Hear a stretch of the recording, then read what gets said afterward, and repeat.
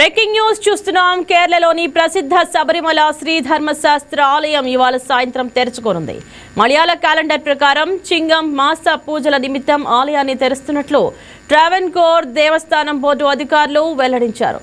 భక్తుల సౌకర్యార్థం టీడీబీ మరియు కేరళ ఆర్టీసీ విస్తృత ఏర్పాట్లు చేస్తున్నాయి. ఇవాళ సాయంత్రం 5 గంటలకు ఆలయ పూజారి కందరారు బ్రహ్మదత్తన్ సమక్షంలో ప్రధాన పూజారి ప్రసాద్ ఈడీ ఆలయ ద్వారాలను సంప్రదాయబద్ధంగా తెరుస్తారని బోర్డు ప్రకటనలో తెలిపింది. మలయాళ నూతన సంవత్సర ఆరంభాన్ని పురస్కరించుకొని రేపు ఉదయం 5 గంటల నుండి భక్తులకు స్వామివారి దర్శనం కల్పించనున్నారు. చింగం మాస పూజలు ఆగస్టు 17 నుంచి ఆగస్టు 21 వరకు కొనసాగుతాయి. చింగం మాస ప్రత్యేక పూజలు ముగిసిన అనంతరం ఆగస్టు 21వ తేదీ రాత్రి 10 గంటలకు ఆలయ ద్వారాలను మూసివేస్తారు. ఓనం పండుగ ప్రత్యేక పూజల కోసం తిరిగి ఈ నెల 24న శబరిమల ఆలయాన్ని మళ్లీ తెరవనున్నారు.